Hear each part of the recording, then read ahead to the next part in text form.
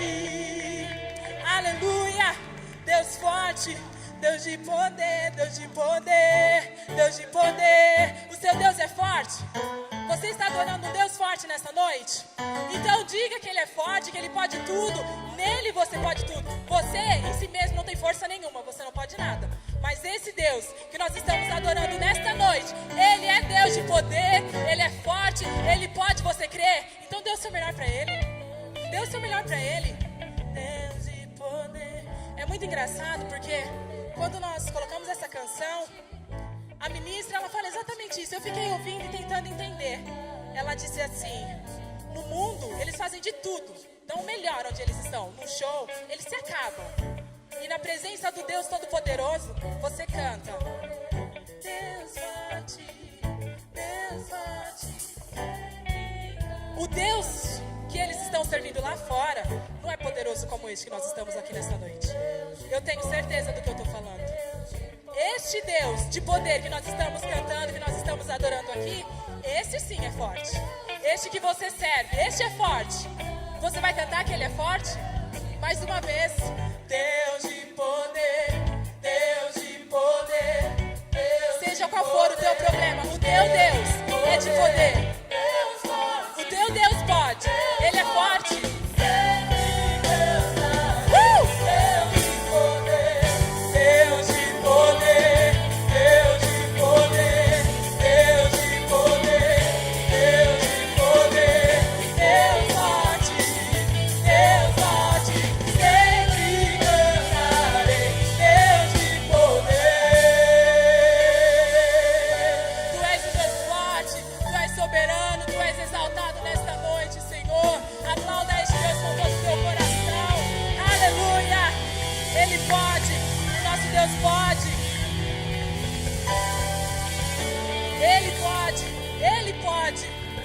Louvamos, Senhor.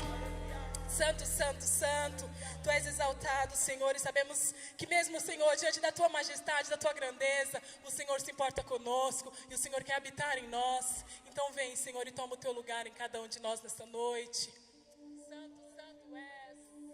Tu tens liberdade, ó Deus, para agir em nós. Tu tens liberdade, Espírito Santo. Santo, santo és.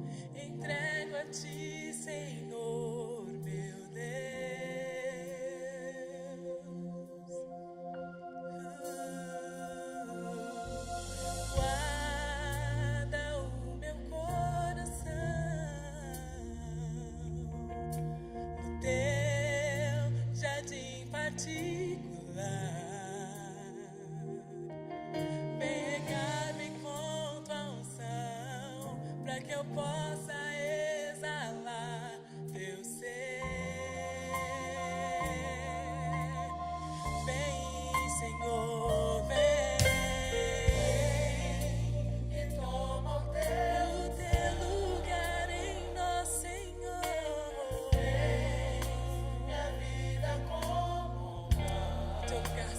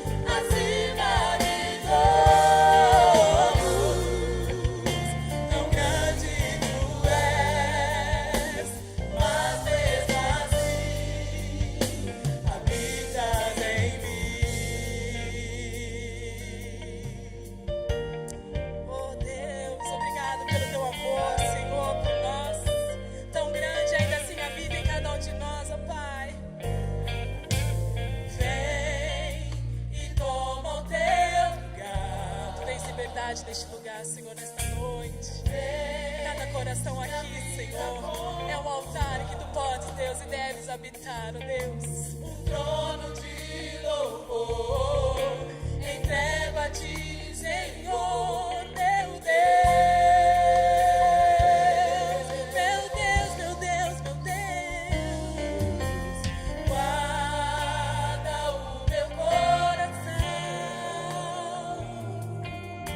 no teu jardim particular. Vem regar-me com tua unção, pra que eu possa exalar teu ser.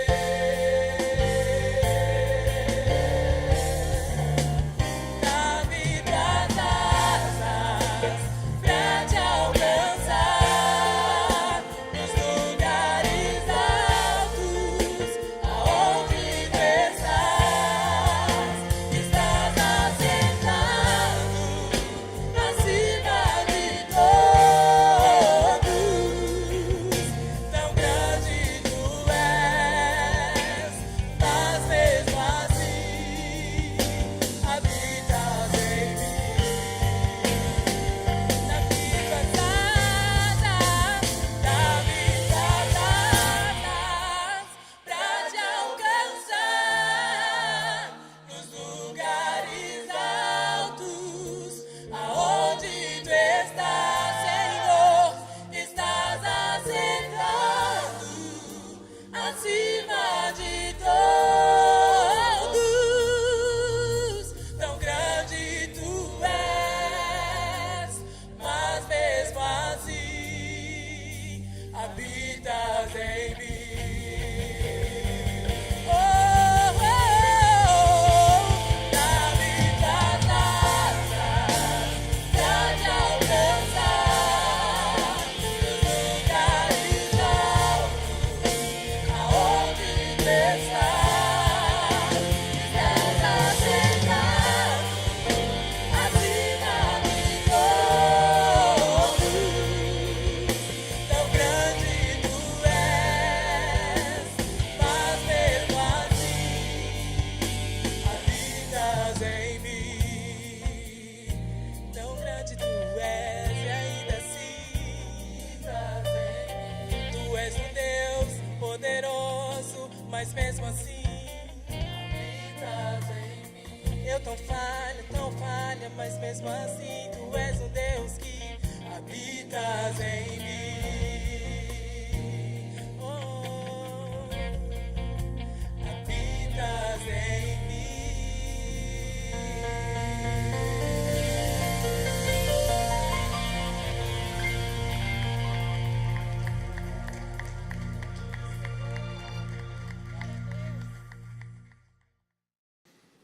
No primeiro dia da semana, bem cedo, estando ainda escuro, Maria Madalena chegou ao sepulcro e viu que a pedra da entrada tinha sido removida. Então correu ao encontro de Simão Pedro e do outro discípulo, que é João, aquele a quem Jesus amava, e disse: tiraram o Senhor do sepulcro, e não sabemos onde o colocaram. Pedro e o outro discípulo saíram e foram para o sepulcro. Os dois corriam, mas o outro discípulo foi mais rápido que Pedro e chegou primeiro ao sepulcro. Ele se curvou e olhou para dentro, viu as faixas de linho ali, mas não entrou. A seguir, Simão Pedro, que vinha atrás dele, chegou, entrou no sepulcro e viu as faixas de linho, bem como o lenço que estivera sobre a cabeça de Jesus. Ele estava dobrado à parte, separado das faixas de linho. Depois o outro discípulo que chegara primeiro ao sepulcro também entrou, ele viu e creu. Eles ainda não haviam compreendido que, conforme a Escritura, era necessário que Jesus ressuscitasse dos mortos. Os discípulos voltaram para casa. Maria, porém, ficou à entrada do sepulcro chorando. Enquanto chorava, curvou-se para olhar dentro do sepulcro e viu dois anjos vestidos de branco, sentado aonde estivera o corpo de Jesus, um à cabeceira e outro aos pés. Eles lhe perguntaram: mulher, por que você está chorando? Levaram embora meu Senhor, respondeu ela, e não sei onde o puseram. Nisso, ela se voltou e viu Jesus ali, em pé, mas não o reconheceu. Disse ele: mulher, por que você está chorando? quem você está procurando? Pensando que fosse o jardineiro, ela disse: se o Senhor o levou embora, diga-me aonde o colocou e eu o levarei.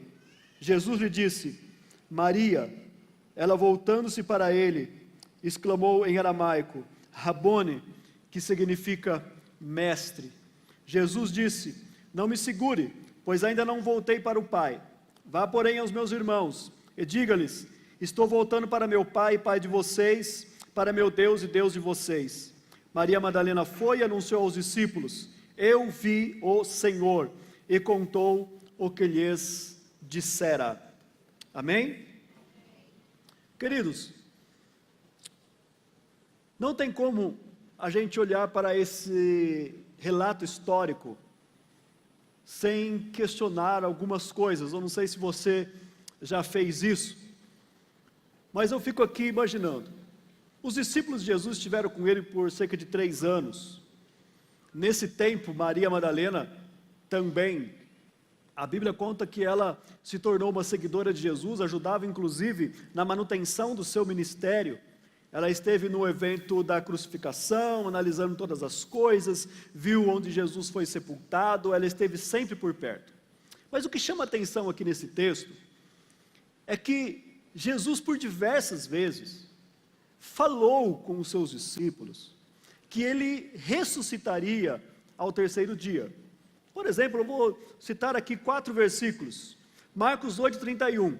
Então ele começou a ensinar-lhes que era necessário que o Filho do Homem sofresse muitas coisas, fosse rejeitado pelos líderes religiosos, pelos chefes dos sacerdotes e pelos mestres da lei, fosse morto e 3 dias depois ressuscitasse. Está dizendo aqui que ele começou a ensinar-lhes. Jesus estava dando uma aula, ensinando a eles: olha, vai acontecer assim, assim, você entregue, eles vão me judiar e tal, eu vou morrer, mas ao 3º dia, ou depois de 3 dias, eu vou ressuscitar. Vocês estão entendendo? Eu vou explicar. E aí ele contava, ele ensinava, fazia o esboço, tudo direitinho, dando uma aula.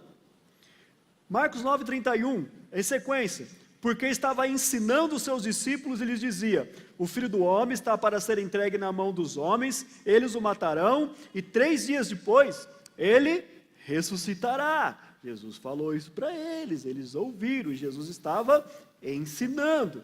Marcos 10:33-34, Jesus diz para os seus discípulos: estamos subindo para Jerusalém, e o Filho do Homem será entregue aos chefes dos sacerdotes e aos mestres da lei. Eles o condenarão à morte, o entregarão aos gentios, que zombarão dele, cuspirão nele, o açoitarão e o matarão.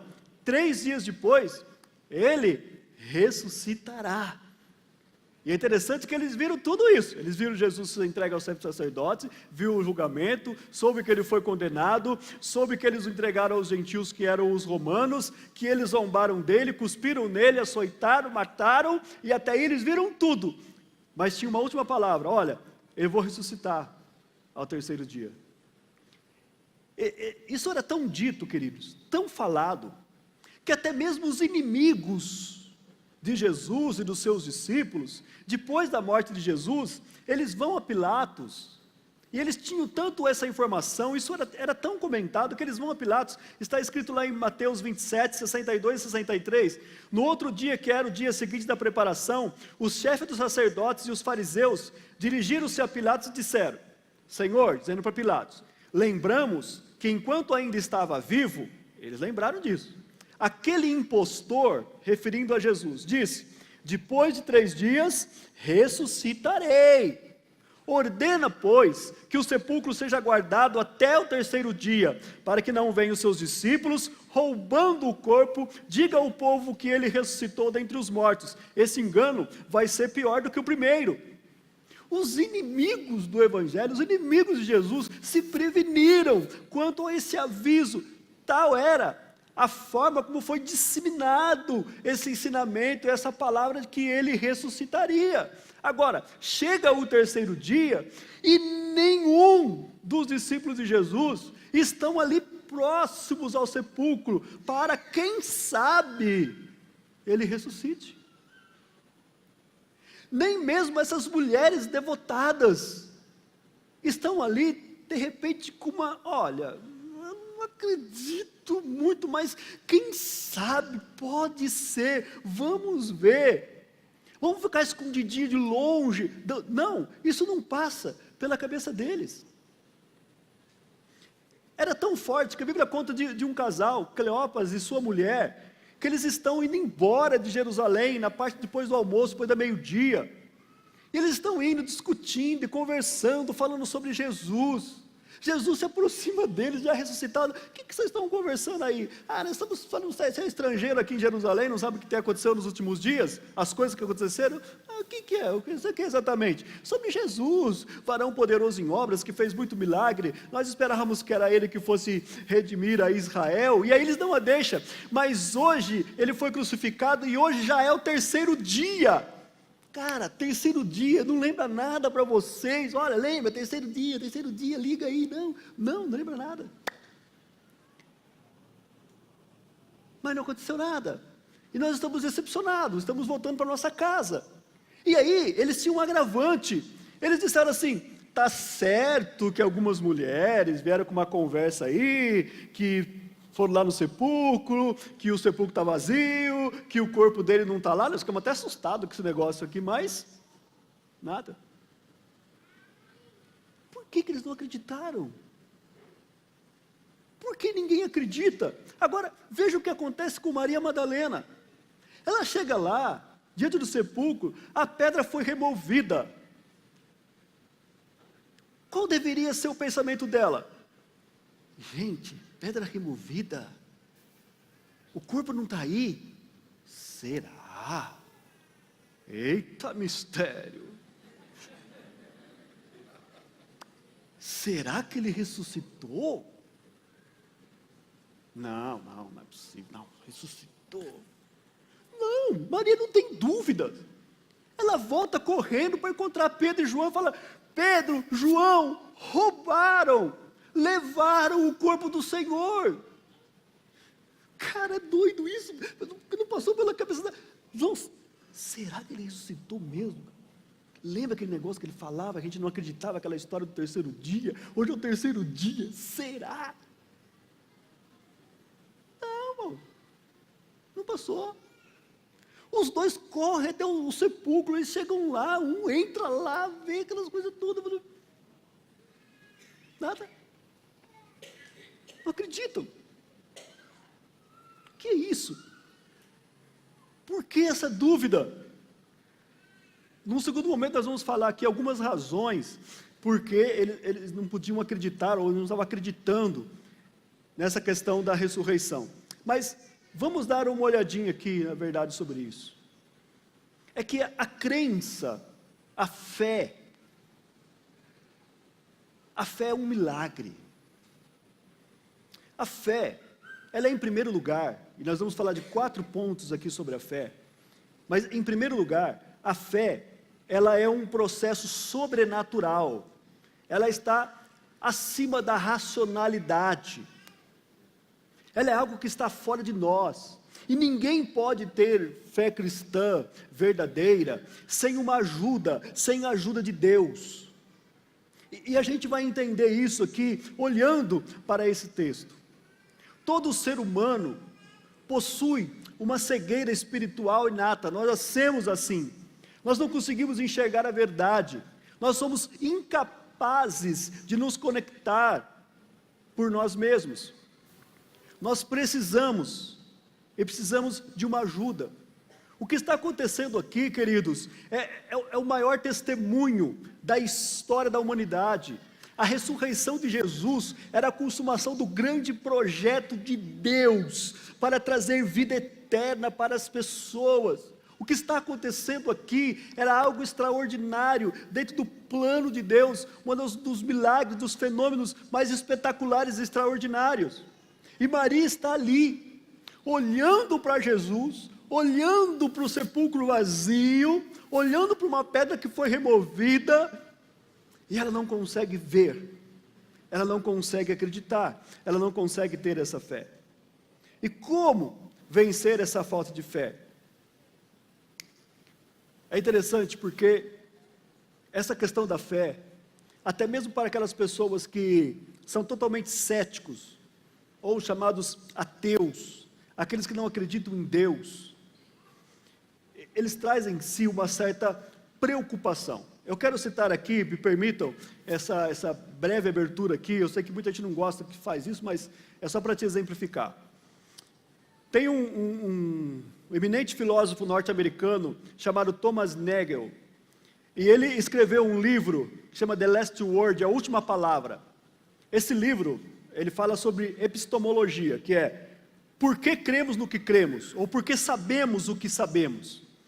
E ele fala algumas coisas interessantes nesse livro. Ele diz assim que o medo da religião, ela é uma coisa que perturba muito as pessoas. Mas quando ele fala isso, medo da religião, ele não está falando daquela questão da religião como opressora, ou uma religião que quer prender a vida das pessoas, colocar padrões morais, enfim, de todos esses pensamentos das religiões. Não, ele está falando desse medo porque há em cada ser humano, em cada pessoa, um ponto de interrogação quando se refere a Deus, quando se refere a coisas espirituais. Veja bem uma frase que ele diz nesse livro. Ele diz assim, eu quero que o ateísmo seja verdadeiro, e me incomoda o fato de que algumas das pessoas mais inteligentes e bem informadas que eu conheço, serem cristãs religiosas. Não apenas por não crer em Deus, e nutrir a esperança de que estou certo em minha convicção, mas por esperar que não exista Deus nenhum. Aí ele diz, eu não quero que exista um Deus. O que está dizendo aqui? Que, na verdade, querido, muitas vezes existem razões emocionais, psicológicas, em que as pessoas se colocam numa defensiva quando se trata de Deus, quando se trata de fé, criando como que um bloqueio para uma ação de Deus. E o que eu quero dizer para você é que Deus, veja bem, vou explicar com muita clareza, é que Deus, Ele não se incomoda com isso. Os evangelhos mostram isso claramente. Nós falamos aqui na primeira série, quando um rapaz chamado Natanael chega para Jesus e diz assim, pode vir alguma coisa boa de Nazaré? E quando Jesus encontra esse cara, ele não fala nada, ele não critica por ter esse preconceito, por não ter acreditado. Várias pessoas têm um encontro com Jesus, e quando tem esse encontro com Jesus, não acreditam em Jesus. E Jesus não faz nenhuma crítica a isso. Mas Jesus revela a essas pessoas, para que de alguma forma, elas venham a crer em Deus. Então aqui, gostaria de falar de algumas maneiras, sugerir algumas maneiras, como cada pessoa pode lidar com essa questão das dúvidas, com esse dilema acerca da fé. E isso serve tanto para aquela pessoa que não crê em nada sobre Deus, ou aquela pessoa que tem uma dúvida muito grande sobre Deus, mas também serve para aqueles que já creem, que são cristãos e que creem em Deus, para reforçar e fortalecer a sua fé. Primeira sugestão que nós damos, baseado aqui nesse texto: duvide de suas dúvidas.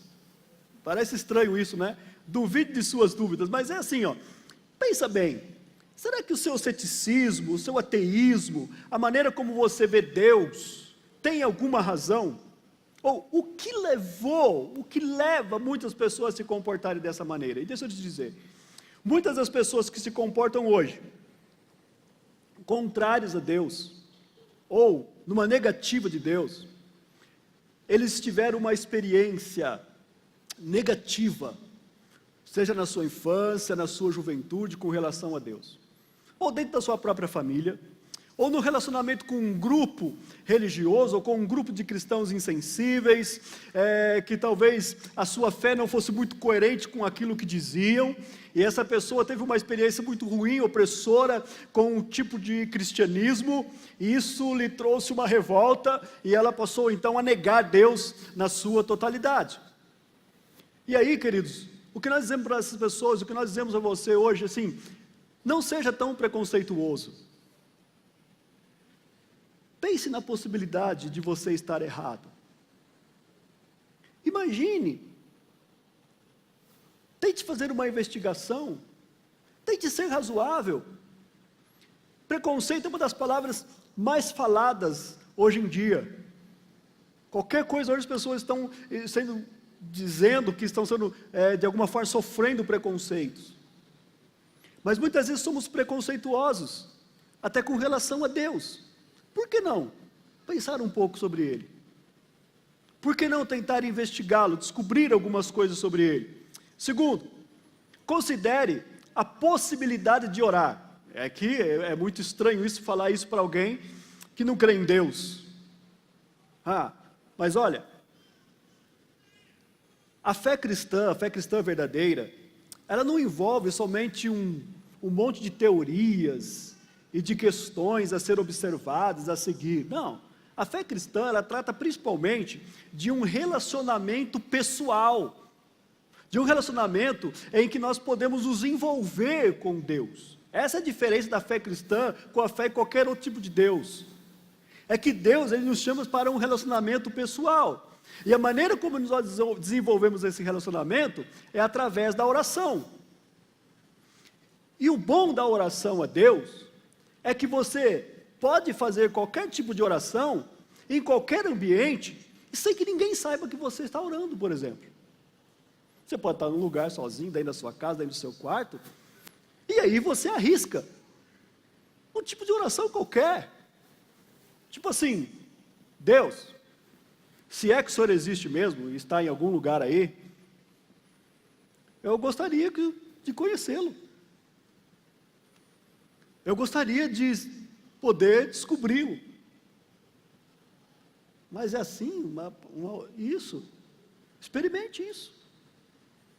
Muitas pessoas que já tiveram as suas vidas transformadas por Deus, fizeram esse tipo de oração. Hoje, conversando com o irmão aqui da igreja, ele disse que quando ele estava lá no mundo das drogas, do crime, ele chega em casa desesperado, e ele fala com a sua mãe: mãe, eu sei que eu preciso de Deus, mas como que eu encontro Deus? E a mãe dele disse para ele, diz assim: Deus, se o Senhor existe mesmo, me tira dessa. Ele diz que essa foi a oração dele naquele momento. Deus, se o Senhor existe, se o Senhor se importa, me tira dessa. Esse cara está aqui hoje na igreja, está servindo a Jesus já faz algum tempo, fez uma simples oração assim. Tem um rapaz aqui em São Carlos, chamado Marçal. Ele trabalha hoje, tem uma clínica de recuperação, e o Marçal era um viciado em drogas, um cara terrível aqui em São Carlos há muitos anos. E ele conta que um dia ele estava pela rua, totalmente maluco, e passou um rapaz perto dele, e o abordou e olhou para ele e disse assim: Jesus te ama.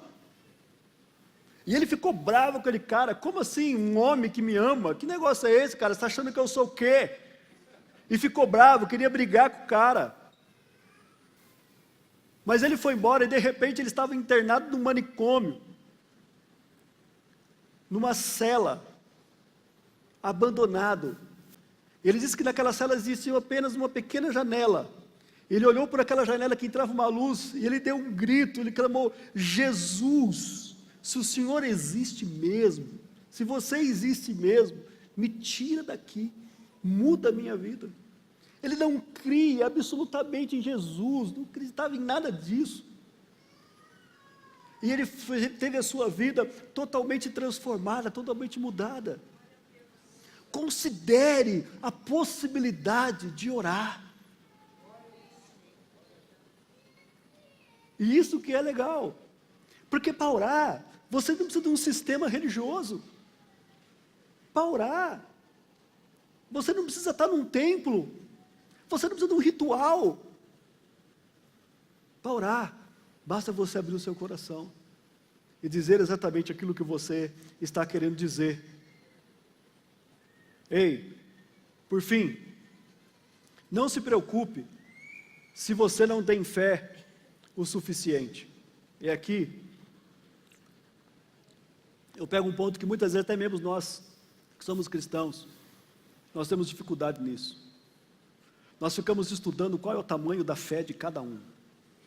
Olha, aquela mulher tem uma fé muito grande, tudo que ela pede, ela recebe, ela tem uma coisa interessante. Aquele homem, eu gosto quando ele ora, porque a fé dele é extraordinária, ela é poderosa, e nós ficamos nivelando e olhando o nível de fé das pessoas e tal, e algumas pessoas olham para esse contexto todo e dizem assim, poxa, e eu? A minha fé é tão vacilante, eu tenho tantas dificuldades para crer, eu gostaria até de seguir a Cristo, tornar um discípulo de Jesus, mas eu ainda tenho tantas dúvidas, a minha fé não é tão relevante, não é tão grande assim. Querido, dá uma olhadinha para esse texto. Nós estamos falando de discípulos de Jesus, mas estamos falando principalmente de uma mulher que se envolveu no ministério de Jesus, alguém que conhecia os bastidores do ministério de Jesus, alguém que se assentava para ouvir os seus ensinamentos. E essa mulher está diante de Jesus, ela não consegue crer que ele ressuscitou.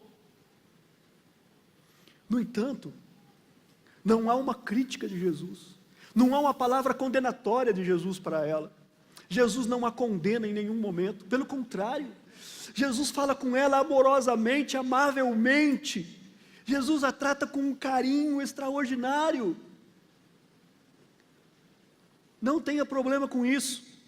Enquanto ela está lá toda agitada, sua mente está perturbada, Jesus vem para ela como que desanuviando a sua mente, tirando todas as nuvens, tirando toda aquela cegueira espiritual dela, chamando-a pelo seu nome, tratando de um relacionamento, provocando nela, trazendo àquela mulher a verdadeira fé. Se você está preocupado com a ausência de Jesus na sua vida, já é um sinal de que Jesus está próximo de você. Se você de alguma forma está buscando Jesus, mesmo que seja por motivos totalmente diferentes, é um sinal de que Jesus está querendo, ou está próximo, está te dando um toque, Ele está rasgando a história para vir ao seu encontro. Se você está aqui hoje, nesse ambiente, seja lá alguém te convidou, mas de alguma forma você veio, seja por curiosidade, seja por que for, já é um sinal de que Jesus está próximo de você. Se você está assistindo isso pela internet agora ao vivo, ou se você está vendo esse vídeo no canal aí do YouTube, se você está vendo na televisão, de alguma forma algo te atraiu a assistir isso, significa que Jesus já está te procurando, Ele está buscando você. Você pensa que você está buscando a Ele, mas na verdade Ele está te buscando, Ele está te procurando, e Ele quer se revelar a você. Concluímos esse ponto dizendo assim, que a fé só é possível quando Jesus vem até nós, e Ele sempre vem até nós. Por isso a fé, ela é sobrenatural, ela está além daquilo que fazemos, daquilo que nós pensamos, daquilo que nós dizemos. Quebre os seus preconceitos, duvide das suas dúvidas, arrisque-se a orar. Não se preocupe se você não tem fé suficiente, vá até Ele, Ele está te esperando. Segundo, a fé cristã, ela é ao mesmo tempo sobrenatural, mas ela é também racional. Embora ela seja algo sobrenatural, fora de nós, ela não deixa de ser racional. E aqui nós vamos ver algumas coisas importantes nesse texto aqui. A fé se baseia em evidências, e nesse texto nós vamos olhar algumas provas que a Bíblia diz para a gente. E mais uma vez, isso serve para fortalecer a fé daqueles que já são cristãos, daqueles que já servem a Jesus, e também para trazer uma lição para aquele que ainda não acredita, aquele que não abraçou ainda a fé cristã. E a primeira questão que eu coloco é, por que eles não acreditavam na ressurreição de Jesus? E aí nós temos que fazer algumas análises. E eu me servi de alguns autores, escritores, para estudar e falar com você sobre isso. Primeiro, existia uma questão cultural e histórica que aqueles homens estavam envolvidos. Eles eram judeus, mas eles viviam sob a influência principal de dois povos, os gregos e os romanos. E tanto os gregos como os romanos, para eles, o corpo era a parte física, era a parte vamos dizer assim, onde está concentrado a fraqueza, olha, a fonte da fraqueza e do mal. A fraqueza e o mal está no corpo, mas o espírito, ou a alma, é a parte onde está a força, onde estão as coisas boas, onde estão as coisas positivas. Portanto, os gregos e os romanos analisavam que quando uma pessoa morria, a sua alma estava liberta para a força e para as coisas boas, que aquilo que existia de fraco e mal tinha se acabado. Portanto, era inconcebível para aquele povo naquela cultura uma ressurreição, porque era trazer de volta o corpo fraco e cheio de maldades. Então eles não admitiam isso. Embora os judeus tivessem uma outra visão pelas escrituras, mas eles viviam sobre essa influência dos gregos e dos romanos. Então eles não admitiam, vai ressuscitar, se o corpo é questão da fraqueza. Uma segunda questão aqui, é que a ressurreição de Jesus estava atrelada a algo que Jesus ensinava sobre ele ser o Filho de Deus, ou ele ser o próprio Deus. E aí, queridos, nenhum judeu consideraria a possibilidade de um ser humano ser considerado filho de Deus, ou uma pessoa divina, digna de receber adoração. E isso era um problema muito grande para os judeus, que causou a rejeição deles, não só da ressurreição, mas de toda a obra de Jesus. A leitura desse texto aqui ensina algumas coisas contrárias do que nós pensamos. Porque nós sempre temos a ideia dos povos antigos como um povo extremamente supersticioso. De fato, em alguns aspectos eles eram. Mas olha aqui, queridos, essas pessoas se negam a acreditar na ressurreição de Jesus. E isso é um testemunho positivo. Como assim positivo, pastor? Porque como que essas pessoas depois acreditam nisso tão piamente, que eles dão a sua vida por essa causa de Jesus? Certamente, teve uma evidência tão grande, tão forte, para esses homens e mulheres acreditarem que de fato Jesus havia ressuscitado. Eu vou te ajudar a pensar um pouquinho sobre isso. Imagine, nos nossos dias hoje, que uma pessoa que viva, e ele diz assim, olha, eu vou morrer, e depois de 3 dias, eu vou ressuscitar, tá bom? Eu vou ressuscitar. Imagine que fosse eu que dissesse isso para você. Olha, pastor, é legal, a gente gosta até de ouvir ele falar, sim. Pô, mas aí agora também é demais. O cara falar que vai ressuscitar, aí não. E aí vocês me viram morrer. E depois vocês não me veem mais. Mas um dia minha esposa chega aqui e fala assim, eu quero dizer que meu marido ressuscitou. Ele está vivo. O que vocês vão dizer para ela? Cadê ele? Pera, não é assim que você vai falando que ele está vivo, eu quero ver. Eu vou mostrar uma foto. Não, foto você pode montar, você pode ver. Eu quero ver. E tem mais, querido. Se eu resolvesse aparecer para você, lá na sua casa,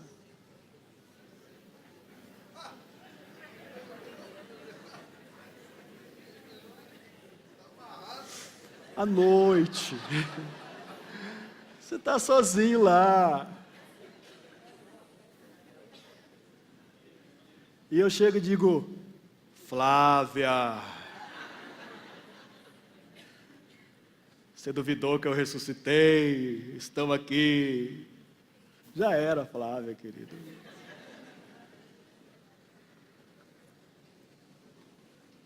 Ronaldo, olha eu aqui. Ronaldo, ó.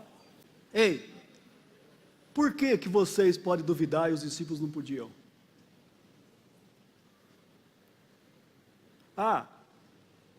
E a mesma dúvida razoável que nós temos, eles também tinham.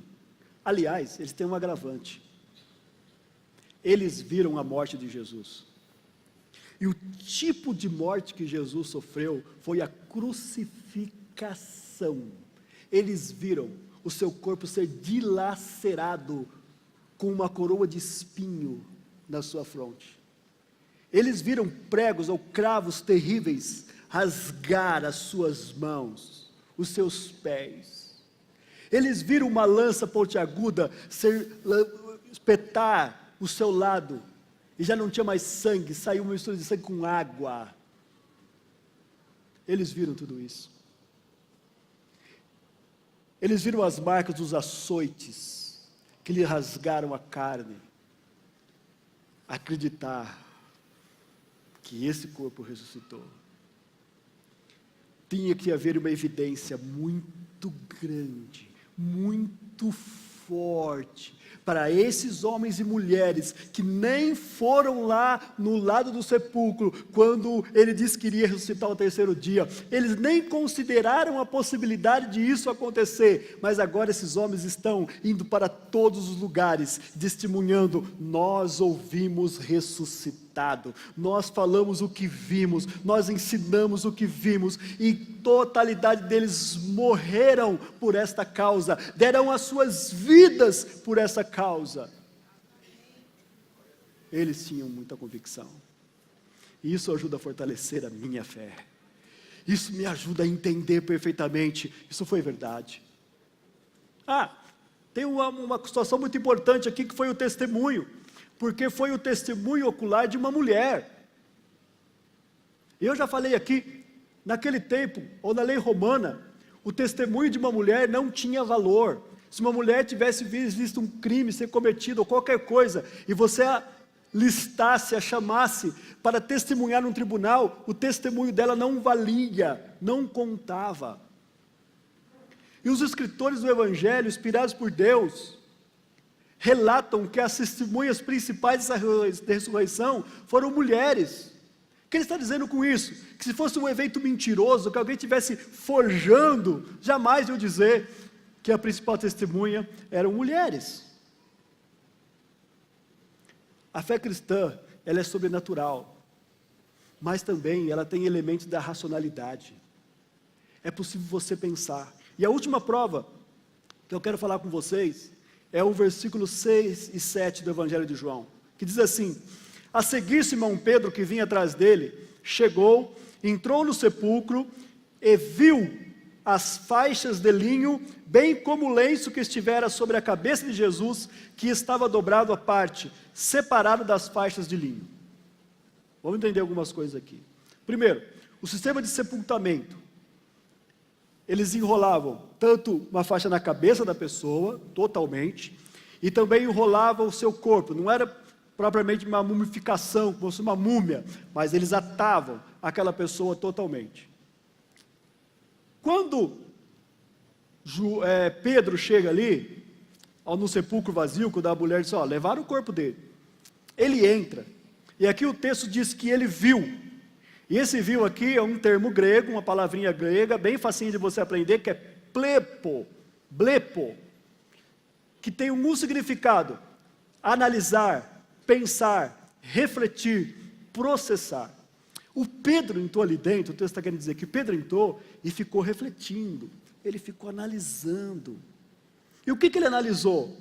As faixas que envolveram o seu corpo e o lenço que envolveu a cabeça de Jesus. As faixas estavam dobradinhas lá na cabeça, e o resto, aqueles lençóis que o envolveram, todo aquele pano que o envolveu, estava dobrado e mais na parte dos pés. O que ele pode ter pensado? Bom, se os amigos, alguém que gostava dele, tivesse levado o seu corpo, eles não o exporia a levá-lo nu, porque eles iam tirar as faixas dele, e levar o seu corpo nu, e deixar as faixas aqui. Não tem lógica. Se fossem os inimigos que tivessem roubado o seu corpo, imagine, você vai roubar um corpo numa sepultura, aí você pega cuidadosamente, dobra os lenços e põe lá no cantinho, pega aquelas faixas todas, dobra e põe lá nos pés, deixa tudo arrumadinho. Você já viu algum ladrão entrar numa casa e arrumar tudo? Ele vai lá, rouba o computador, rouba lá as coisas que você tem, mas ele passa na cozinha e vê que as louças estão por lavar, e fala: vamos lavar a louça dela? Aí ele lava a sua louça, arruma tudo. Pedro está refletindo sobre esse tipo de coisa, querido. Espera aí, ninguém rouba um corpo e deixa tudo arrumado. Veja a racionalidade do texto, queridos. E é interessante isso, e é lindo nós analisarmos isso, porque a Bíblia vai... Por que que a Bíblia registrou isso? Por que que registrou, que ele analisou? Olha, ele viu as faixas de linho, bem como o lenço que estivera sobre a cabeça de Jesus, estava dobrado à parte, separado das faixas de linho. Jesus deixa um testemunho racional, inteligente, para a gente analisar. Isso aqui não foi alguém que roubou, não foi alguém que levou porque queria. Isso foi um ato de ressurreição, foi um ato divino. Você não pode chegar à fé cristã somente pelo raciocínio, mas uma fé madura é o ato de uma pessoa completa. Ela envolve tanto as nossas emoções, tanto o nosso psicológico, como também envolve a nossa racionalidade. Ela envolve tudo em nossa vida. Tim Keller diz o seguinte: não existe, ele diz que as pessoas, quando vão falar dessa fé, elas dizem o seguinte: não existe nenhuma verdade objetiva. Se você quiser seguir o cristianismo, se quiser acreditar no cristianismo, ter fé nele, você pode fazer, desde que isso seja relevante para você, desde que isso te faça bem. Então você pode crer, não importando se isso é verdade ou não é verdade. Está se sentindo bem? Acredita, querido. Não importa se é verdade ou não é verdade. Mas, queridos, isso jamais exemplifica ou é algo que a fé cristã pode dizer. Não. A fé cristã diz o seguinte: não creio no cristianismo por ele ser emocionalmente prático e relevante. Creio porque ele é verdadeiro, porque se não for, no fim, não será nem prático e nem relevante. Existem muitas pessoas que acreditam em muitas coisas sinceramente e objetivamente. Há um testemunho da história sobre isso. Os alemães, uma das culturas mais inteligentes e intelectuais que houve no mundo. E eles acreditaram que a própria raça deles era uma raça elevada, privilegiada, acima de todas as raças que existiam. E o que eles fazem com isso? Eles entendem que eles poderiam contribuir com a humanidade, conquistando o mundo e eliminando raças fracas, frágeis. E eles fazem isso com sinceridade, acreditando que aquilo fosse verdade. Mas você sabe, não era uma verdade. Assim é o cristianismo. A fé é construída sobre algo verdadeiro, mesmo que seja algo que você não vê. A fé não é você acreditar no que não é verdade, é você acreditar naquilo que você ainda não viu, mas que você sabe que é verdade. Eu não vi Jesus ressurreto, mas eu sei que é verdade. Eu creio que é verdade. E a minha fé é baseada em alguns raciocínios, em algumas questões que nós colocamos. Ei, por fim, a fé é uma experiência pessoal. E aqui, queridos, eu quero reler esse fato que acontece com Maria. Versículo 10, Maria ficou na entrada do sepulcro, chorando. Enquanto chorava, curvou-se para olhar dentro do sepulcro, e viu 2 anjos vestidos de branco, sentados onde estivera o corpo de Jesus, um à cabeceira e outro aos pés. Eles lhe perguntaram: mulher, por que você está chorando? Levaram embora meu Senhor, respondeu ela, e não sei onde puseram. Nisso ela se voltou e viu Jesus ali em pé, mas não o reconheceu. Disse ele: mulher, por que você está chorando? Quem você está procurando? Pensando que fosse o jardineiro, ela disse: se o Senhor levou embora, diga-me aonde o colocou e eu o levarei. Jesus lhe disse: Maria. E ela respondeu, olhando para ele: Rabone, que quer dizer mestre. Olha que interessante isso. Essa mulher está com um turbilhão de coisas passando pela sua mente. No seu desespero, na sua angústia. E aí Jesus se relaciona com ela de uma forma muito gloriosa. E é interessante que essa forma de Deus falar com as pessoas, muitas vezes com pessoas até duras, insensíveis, ou até pessoas meio que, como se diz hoje, cheio de mimimi, aquelas pessoas meio dengosas. Deus se relaciona e fala com essas pessoas fazendo perguntas. Lembra de Adão e Eva? Depois deles terem pecado, Deus se aproxima e pergunta: onde você está? Eles sabiam onde eles estavam. Por que vocês estão com vergonha? O que aconteceu para que vocês estejam com vergonha? Eles sabiam o que tinha acontecido. O Jonas estava cheio de razão, bravo, por Jesus ter perdoado um povo terrível pecador. E Deus faz uma pergunta para ele: você acha que é coerente essa sua raiva, Jonas? Perguntas. E aqui Jesus também dirige para essa mulher, fazendo perguntas. Por que você está chorando? Quem você está procurando? É interessante aí, os terapeutas, e nós temos alguns aqui, eles ensinam a gente, falam que não basta você dizer para uma pessoa como viver. Você tem que dirigir para essas pessoas perguntas que ajudem essa pessoa a reconstruir ou desfazer os seus próprios erros e depois descobrir e abraçar a verdade. Os terapeutas sabem disso. Se você já foi um terapeuta, você sentou lá e ele começou a fazer perguntas para você e deixou que você mesmo desse respostas. E muitas vezes ele nem precisa te dizer alguma coisa, porque você descobriu, através daquelas perguntas, algumas questões da sua vida. E Jesus busca algo semelhante ao perguntar para essa mulher: por que você está chorando? Jesus podia dizer: você, hein? Falei tanto que eu ia ressuscitar, né, Maria? Falei.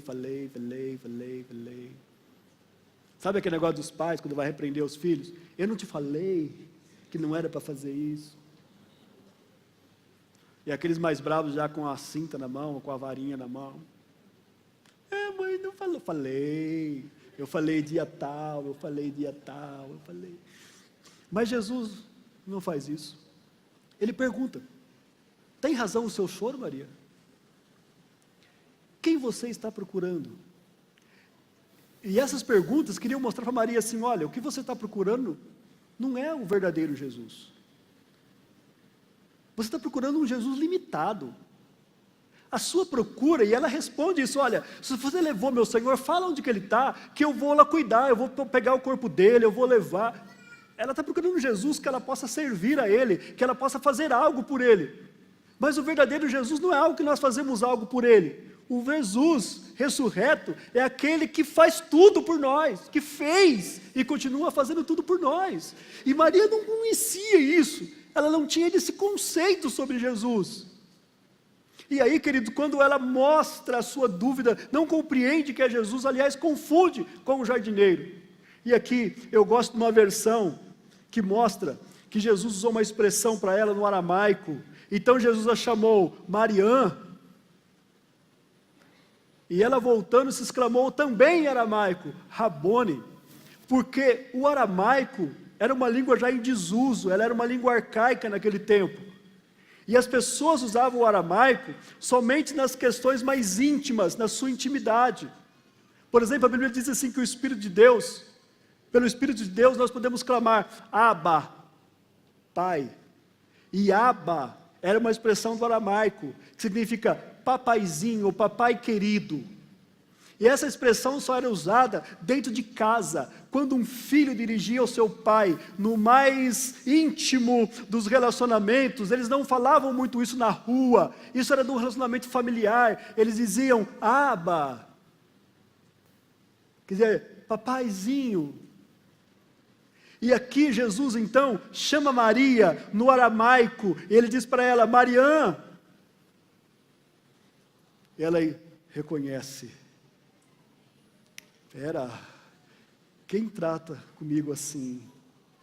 É só uma pessoa que fala assim comigo. Esse é um segredo que nós temos.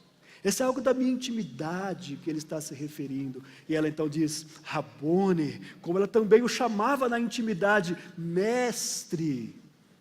Ei, queridos, isso é muito lindo. Isso fala algumas coisas muito maravilhosas sobre a amabilidade palpável de Jesus. Parece que podemos sentir o quanto Jesus demonstra esse amor pelas pessoas. Enquanto ela está procurando um Jesus morto, eu sou o Jesus que quero ter intimidade com você. E Jesus vai até ela. E isso tem um significado muito grande. Um significado muito importante. Porque isso aqui não foi acidental. Jesus provocou isso. Jesus quis que Maria Madalena fosse a primeira cristã. Foi a primeira pessoa na história que creu e que o viu ressuscitado. Você quer saber quem foi a primeira cristã da história? Chama-se Maria, da cidade de Magdala, Maria Madalena. Uau, pastor, que mulher impressionante. Não, ela era mulher comum. Ela era tida antes como uma paciente mental, uma pessoa perturbada, alguém de quem Jesus expulsou demônios. Ela não era da elite, ela era da equipe de apoio, ela não era dos líderes principais. Era uma mulher, dentro de uma sociedade que desprezava mulheres. O que quer dizer isso, queridos? Que se Jesus foi a ela, que se Jesus a chama, Ele chama todos nós. Sem importar quem é você, sem importar o que você faz, ou o que você fez, ou se você tem uma folha de trabalho, sem importar qual que é a sua linhagem, sem importar qual que é o seu estudo, o seu grau de conhecimento, Ele está dizendo, não importa o que você fez, a salvação não se baseia nisso, não baseia ao que você faz, a salvação é algo que não depende dos seus esforços pessoais, ela é totalmente, plenamente por graça, é pela graça de Jesus. Ele não veio para ser um mestre, Ele veio para ser o seu Salvador, o nosso Salvador. E isso faz toda a diferença. É um encontro pessoal com você. Pessoalmente nas suas causas, nos seus problemas, nas suas dificuldades, nas suas questões. Esse Jesus está te procurando. E Ele quer se revelar a você. E Ele está dando sinais de que Ele é o Senhor.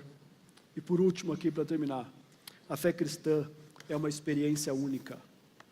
Jesus se apresenta dessa forma para Maria Madalena, para João de outra forma, para Pedro de outra forma, para Tomé de outra forma.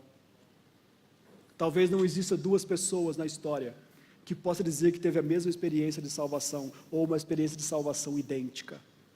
Cada um vai encontrar Jesus de um jeito. Cada um vai ter uma experiência de salvação diferente do outro. Isso não é o que importa.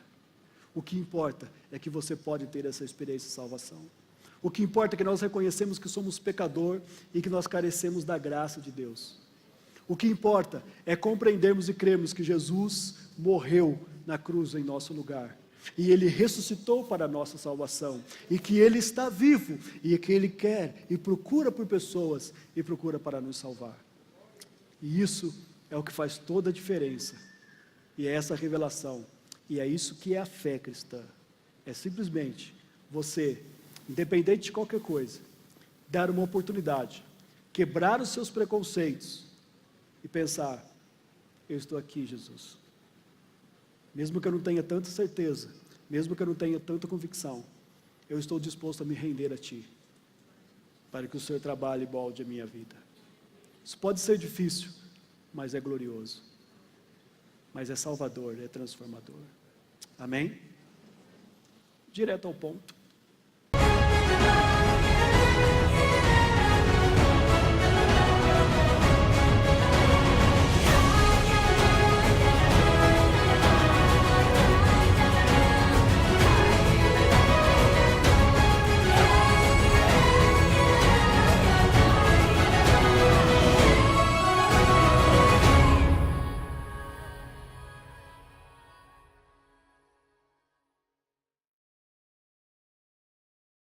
Graça e paz, igreja. Amém. Vamos lá, então, direto ao ponto.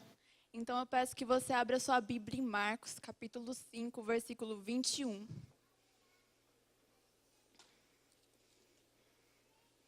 Eu já vou lendo, porque a gente tem pouco tempo, Mas a palavra diz assim: Jesus voltou para o lado oeste do lago e muitas pessoas foram se encontrar com ele na praia.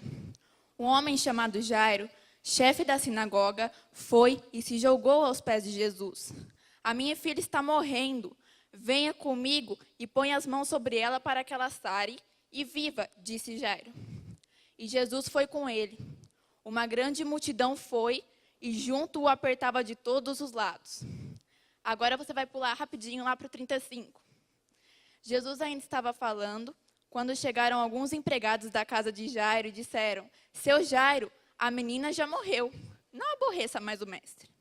Mas Jesus não se importou com a notícia e disse a Jairo: Não tenha medo, tenha fé.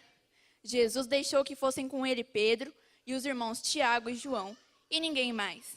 Quando entraram na casa de Jairo, Jesus encontrou ali uma confusão geral, com todos chorando alto e gritando. Então ele disse: Por que tanto choro e tanta confusão? A menina não morreu, ela está dormindo. Então eles começaram a caçoar dele, mas Jesus mandou que todos saíssem. E junto com os 3 discípulos e os pais da menina, entrou no quarto onde ela estava, pegou-a pela mão e disse: Talitá cumi. Isso quer dizer: Menina, eu digo a você, levante-se. No mesmo instante, a menina que tinha 12 anos levantou-se e começou a andar. E todos ficaram muito admirados. Bom, essa palavra ela é bem ampla e bem conhecida também. Só que eu vou citar aqui 3 pontos principais. Primeiramente, todo mundo sabe que quando Jesus ele estava num lugar, todo mundo ficava super assim apavorado. Tipo, eu quero chegar em Jesus e eu quero meu milagre. E Jairo ele estava ali numa situação, ele estava com a filha dele moribunda e ele era chefe de uma sinagoga. Mas ali no momento ele falou assim: vou atrás de Jesus e vou pedir para ele meu milagre. Ali naquele momento ele não era mais Jairo, não. Ele era o pai, ele não era o chefe da sinagoga. E ali Jesus ele entende a postura de Jairo. E naquele momento Jesus mostra-se querer intimidade com Jairo. Jesus, em milagres anteriores, como por exemplo em Mateus 13 e Mateus 15, no caso do centurião romano, ou da mulher cananeia, ele apenas da onde ali ele estava, ele deu uma ordem e o milagre aconteceu para aquelas pessoas, porque elas estavam ali intercedendo por outra. Mas para Jairo ele disse: não, Jairo, eu quero ir para o seu lar e eu vou fazer aquele milagre. Então Jesus, aí nós vamos para o segundo tópico, que é a caminhada de Jesus com Jairo. Naquele momento, Jesus começa a caminhar com Jairo ali e há uma interrupção, onde eu mandei vocês pularem. Porque ali, naquele momento, ocorre o milagre do fluxo de sangue. Aquela mulher que há 12 anos tinha um fluxo de sangue e acreditou que apenas com um toque nas vestes do mestre, ela seria curada. E naquele momento, Jairo presencia aquilo e de repente, Jesus começa a conversar com aquela mulher ali e chegam os empregados da casa de Jairo e falam assim: seu Jairo, ó, a menina já morreu, vai embora, deixa o mestre em paz. E Jesus, ouvindo aquilo, ele diz: Jairo, não tenha medo, tenha fé. E esse foi o primeiro obstáculo, porque Jairo poderia ter virado as costas e falado: não tem mais jeito.